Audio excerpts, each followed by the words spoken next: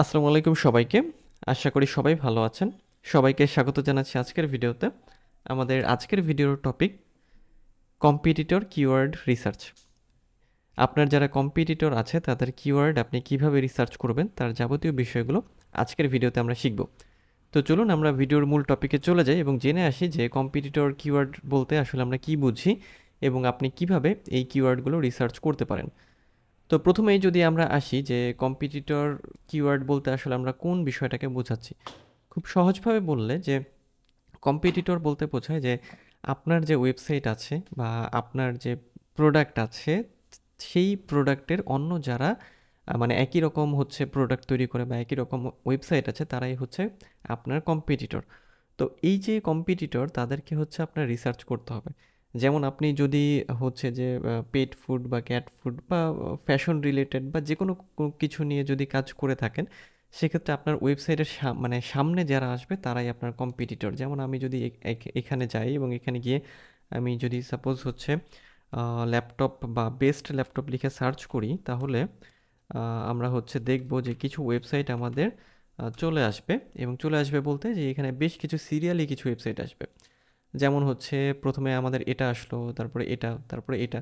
এখন আমাদের ওয়েবসাইট যদি এটা হয়, ধরে নিলাম আমাদের ওয়েবসাইট এটা, তাহলে আমাদের ওয়েবসাইটের কম্পিটিটর হবে এই দুটো।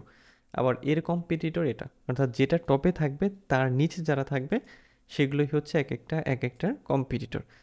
তো এই কিওয়ার্ড রিসার্চ আসলে কেন প্রয়োজন? এই কিওয়ার্ডগুলো রিসার্চ করা এই জন্যই প্রয়োজন যে যেহেতু কম্পিটিশনে হচ্ছে যে ধরে নিলাম যে আমাদের ওয়েবসাইট আছে 3 নম্বরে, অর্থাৎ এই পজিশনে, তাহলে সার্চ ইঞ্জিনের কাছে কি করতে হবে বা এসইওর ক্ষেত্রে যেটা করা হয়, যে এসইওর ক্ষেত্রে যে চেষ্টাটা বা যে কাজটা সবসময় করা হয় সেটা হচ্ছে যে এই ওয়েবসাইটটাকে সবসময় যেন সার্চ রেজাল্টে টপে আসে বা প্রথমে আসে, সেই কাজটা করতে হবে। ওকে, সো সেই কাজটা করার জন্যই আপনার কম্পিটিটর কিওয়ার্ড রিসার্চ করা প্রয়োজন। তো কিভাবে আপনি এই রিসার্চ করবেন সেটাই এখন আমরা দেখব। তো কম্পিটিটর কিওয়ার্ড রিসার্চ করার জন্য আমাদের যে কাজটা করতে হবে সেটা হচ্ছে আপনি বেশ কয়েকটা টুল এই জন্য ব্যবহার করতে পারেন অথবা ম্যানুয়ালি কাজ করতে পারেন। তো প্রথমে আমরা ম্যানুয়ালি কাজ দেখি। ম্যানুয়ালি কাজ করতে হলে আপনাকে যেটা করতে হবে যে আমরা ধরে নিলাম যে আমাদের হচ্ছে ওয়েবসাইট হচ্ছে এটা। তো আমরা যেটা করব এই ওয়েবসাইটে যাব এবং এই ওয়েবসাইটে যাব এবং আমাদের ওয়েবসাইট এটা, তারপরে হচ্ছে যে আমরা এইখান থেকে আরেকটা ওয়েবসাইট নেব। অর্থাৎ বিষয় হলো যে এই টপ ওয়েবসাইটটা কি করেছে সেইটা আমাদের জানতে হবে। যেমন আমরা যদি এটা ওপেন করে নিই, তারপরে এটা ওপেন করে নিই, তো সবগুলো ওয়েবসাইট আপনাকে ওপেন করে নিতে হবে এবং এদের ওয়েবসাইটের যে কিওয়ার্ডগুলো সেগুলো আপনাকে হচ্ছে অ্যানালাইজ করতে হবে।